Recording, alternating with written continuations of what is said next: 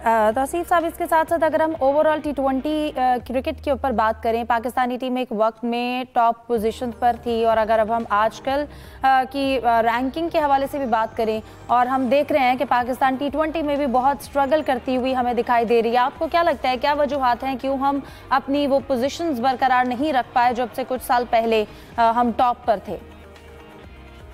देखिए, इसमें तो आप पीछे जाएंगे तो आपको पीछे मुश्किलात ही नजर आई है, इसलिए कि जो हमारे टीम में प्रॉब्लम हो रही थी, जो हमारे स्ट्रेट फॉरवर्ड बात करें तो ज़्यादा बेहतर है, हमारे पास ग्रुप्स बने हुए थे। वो कहता था जी इसके लिए नहीं बोलो, उसके लिए नहीं बोलो, इसको कप्तान बना दिया, उसको बता दिया, इसको हटा दिया, उसको हटा दिया। तो ये हमारे यहाँ मुश्किलात तो ये पड़ी थी, और इसमें डेफिनेटली बोर्ड का कसूर है।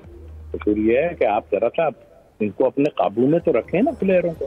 जिसकी मर्जी आती है वो कहता है कि मैं 20 खेलूंगा, मैं जो है टेस्ट मैच नहीं खेलूंगा। टेस्ट मैच कौन खेलेगा? 50 ओवर्स का कौन खेलेगा भाई? मैं आमिर की बात कर रहा हूँ। जवानी में आप उठ के जो है ना आपने रिटायरमेंट ले लीजिए 20। उसकी वजह यह है कि 20 में पैसा है, और पैसे की वजह से ये लोग सब खेल रहे हैं, और यही एक हमें स्ट्रगल कर रही है चीज़ कि हम किसी में भी सेटअप हमारा नहीं बन पा रहा। पर 20 होना चाहिए बिल्कुल, लेकिन आप टेस्ट और वनडे को निकाल नहीं सकते। इसमें जो कोच साहब आए या और जितनी मैनेजमेंट के लोग हैं, उनको चाहिए कि इस पे जोर दें कि हमें वनडे की टीम भी अपनी तगड़ी बनानी चाहिए, टेस्ट पे भी उतने ही हमें जोर रखना चाहिए। ये अगर प्लेयरों की मर्जी पे हम चलते रहे ना, तो फिर ये, और उसकी वजह यह है कि हम प्लेयरों पे जा रहे हैं, उसकी वजह यह है कि हमारे पास बैकअप में नहीं लड़के आ रहे, और बैकअप में नहीं है तो वो यही होता है कि हम घूम फिर के वही चले आते हैं, घूम फिर के वही चले आते हैं। तो अब आई होप, मुझे उम्मीद है कि ये इस पे वर्क करेंगे, और यही एक सोल्यूशन है कि आप उनकी ना सुने। आप सोचें कि अगर नए प्लेयर खेल के भी हार भी जाते हैं तो कोई बात नहीं, आपको बैकअप बनाना है, बनाइए और तरीके से बनाइए। लेकिन हमारे यहाँ मुश्किलात ये है कि हमारे बिग गन्स भी आते हैं ना, तो वो भी ऐसा लगता है कि फर्स्ट टाइम जो है मैनेजमेंट काम कर रहा है, तो पिछले हमने मेंटोर देखे या और लोग देखे। मुझे आई एम सॉरी टू से, मुझे तो बहुत अफसोस हुआ है कि हमारे मैनेजमेंट में बहुत ही गड़बड़ हुई है, चाहे वो फर्स्ट क्लास ले लीजिए या दूसरे देख लीजिए। इस वक्त क्रिकेट हमारे पास बड़ी खराब क्रिकेट हमारे पास। तौसीफ साहब, आप मैनेजमेंट के हवाले से भी अगर बात करें, आप कोचिंग में भी रहे, सिलेक्शन कमेटी में भी आपको एक्सपीरियंस है, आपको क्या लगता है जब प्लेयर्स की इस तरह से आपने कहा कि उनकी मर्जी को देखा जाता है, यकीनन राय लेनी चाहिए, लेकिन जब उनकी इस तरह से मर्जी के T20 नहीं, वनडे नहीं, इस तरह की क्रिकेट में खेलना नहीं है, तो आपको लगता है सिलेक्शन में भी काफ़ी मुश्किलात पेश आती हैं?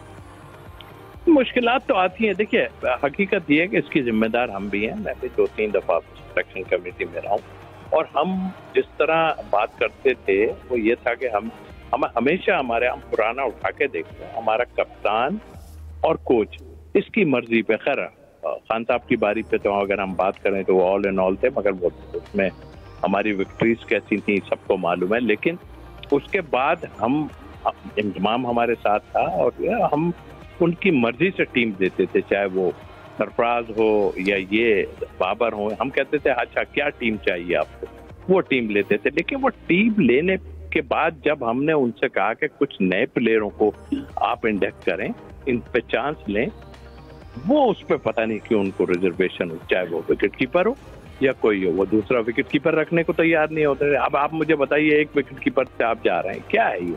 वरना आप यंगस्टर कोई ले लें ना, कोई साथ लेके चलें, प्रॉपर विकेट कीपर लेके चलें, मैं उससे करवा लूंगा, मैं उससे करवा लूंगा। ऐसे नहीं होता किसी वो तो कह रहे हैं साहबजादा फरहान जो है वो कर लेंगे विकेट कीपिंग, पर तो फिर ऐसे ही चलेगा। अब साहबजादा फरहान फिर उनसे बॉलिंग भी करवा लें, उनसे सब कुछ करा लें। अरे मेरे भाई, जिसका जो काम है ना वो उसको करने दे। एक यंग विकेट कीपर अंडर 19 का हो या हो, उसको साथ लेके ग्रूम करें। मैं सरफराज के टाइम में भी बोलता था, मैंने कितनी दफा बोला, मैंने यार सरफराज एक साथ रख लो, अपने लग जाए, उंगली में लग जाए, कुछ हो जाए, टूट जाए वहां। जबकि इंग्लैंड टूर दूर है, आने जाने में भी प्रॉब्लम है। आप पार्ट टाइम विकेट कीपर नहीं होते भाई, ऐसा नहीं होता। आप यंगस्टर बनाएं, कोई कीपर बनाएं। तो जब तक हमारे टाइम में, सच्ची बात है, हमारी भी कसूर है कि हम उनको देते रहे प्लेयर और वो अपनी मर्जी से खिलाते। लेकिन वो जो ग्रुपिंग जब शुरू हुई ना, प्लेयर जब जिसे कहना चाहिए आसमान पे जाना शुरू हुआ, तो फिर हम खैर हट गए अपनी जगह। मगर हम ये जरूर, मैंने खुद शेट्टी साहब को कहा, मैंने कहा सर प्लेयरों पे मत जाइए कि आप जो है इनकी मर्जी से, ये कैसे कह सकते हैं कि हम वनडे नहीं खेलेंगे या फर्स्ट क्लास में रेस्ट। भाई कंपल्सरी कर दें कि फर्स्ट क्लास इन्होंने 4 मैच खेलने और 4 मैचों में उन पे चेक एंड बैलेंस होना चाहिए, फास्ट बॉलर खास तौर पे, कि आप कितने ओवर कर रहे हैं उनको एक देने चाहिए, 25 से 30 ओवर इनके होने चाहिए स्पेल के लिहाज से, और इन पे नजर रखें। मगर मुझे तो ऐसा लगता है कि हम उनको समझ ही नहीं पा रहे हैं प्लेयरों को। वो कहते हैं जी हमें यहाँ भी खेलने जा रहे हैं, वहाँ भी खेलना, और आप फारिग हैं तो फर्स्ट क्लास खेलें ना भाई, क्यों नहीं खेलते आप?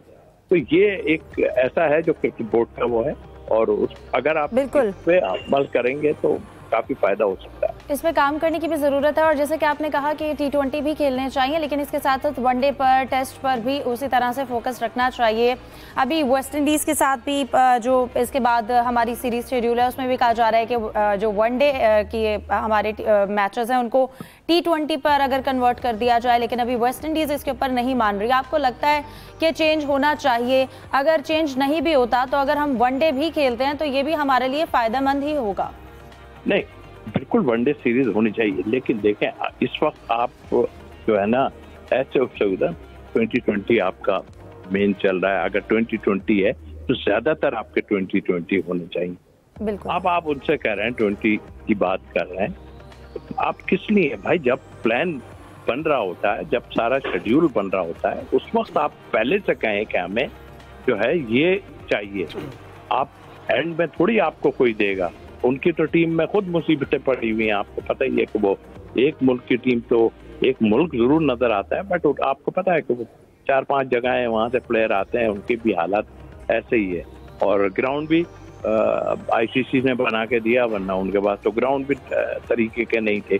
तो आई थिंक मेरा ख्याल है ठीक है, टूर हो रहा है, अच्छी बात है, और वो तो वनडे ही खेलेंगे। मुझे पता है, मुझे लगता है अगर वो चेंज कर लेते हैं तो बहुत बड़ी बात है, लेकिन वो खेलेंगे, वनडे ही खेलेंगे। ठीक है। तौसीफ साहब, आप पाकिस्तानी सिस्टम में कोई देखते हैं कि आपकी तरह के क्वालिटी स्पिनर इस वक्त पाकिस्तान में मौजूद हैं, या उन पर मज़ीद फोकस करने की ज़रूरत है? पहले हम देखा जब आप लोग पीसीबी का हिस्सा थे, उस वक्त बाकायदा तौर पर एकेडमी में स्पिनर्स के कैंप होते थे, लेकिन अब वो सिलसिला नहीं हो रहा। इससे कितनी मुश्किलात हमारे लिए बढ़ गई हैं क्वालिटी स्पिनर तैयार करने में? देखिए, मैं एक पहली बात तो कहूँगा, किसी को अच्छा लगे बुरा लगे, आपकी फ्रेंचाइज, आप पाकिस्तान की क्रिकेट को सिर्फ 20 तक ढालने पे तैयार हो गए। पैसा बनाना, पैसा लेना, ये आपकी फ्रेंचाइज जो है, मैं भी रहा हूँ इस्लामाबाद के साथ, मगर उस वक्त ये हालात मुझे नहीं थे, लेकिन इस वक्त फ्रेंचाइज का डोमिनेशन बहुत ज़्यादा, टीम बनाने पे भी। मैं एक मिसाल देता हूँ, एक लड़का है उस्मान तारिक, मैं उसकी हिस्ट्री आपको बता दूँ कि वो मैजिक जिस तरह होता है ना, वो बॉलिंग करता है, वो लेग स्पिन भी करता है, ऑफ स्पिन भी। उसको पहले आपने बाहर कर दिया, कहने लगा 24 की 24 बॉलें आपकी जो है वो इनलीगल है, और वो दुनिया की क्रिकेट खेल के आ रहा है।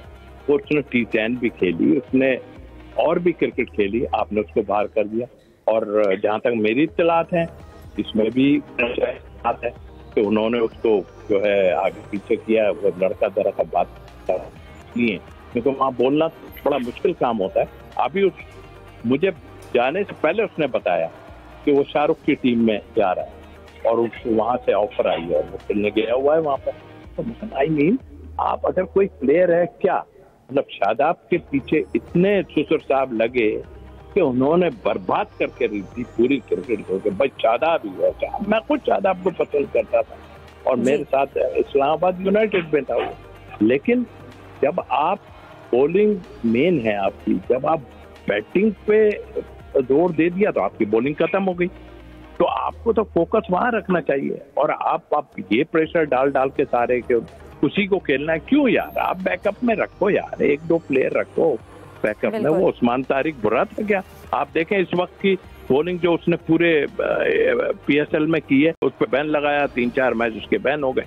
फिर कहते हैं नहीं बिल्कुल क्लियर है वो। तो यार ये चीजें खत्म करनी पड़ेगी, वरना आप स्पिनर की बात कर रहे हैं अंजुम भाई, ये बड़ा मुश्किल काम है। ये प्रॉपर ये डोमेस्टिक क्रिकेट का भी बर्बादी है, वहाँ भी लोगों को नहीं खेलने दे रहे हैं और डिफरेंट चीजें कर रहे हैं। तो आई थिंक मेरा ख्याल है हम तो पाकिस्तान की बात करते हैं, हमें किसी से लेना नहीं, कोई कैसा भी हो, लेकिन सच बात करें और तो इसमें चीजों को बेहतर करने की बहुत जरूरत है। तौसीफ अहमद साहब हमारे साथ मौजूद है, बहुत शुक्रिया आपके वक्त का। प्रोग्राम में डिस्कशन को कंटिन्यू रखेंगे एक ब्रेक के बाद हमारे साथ।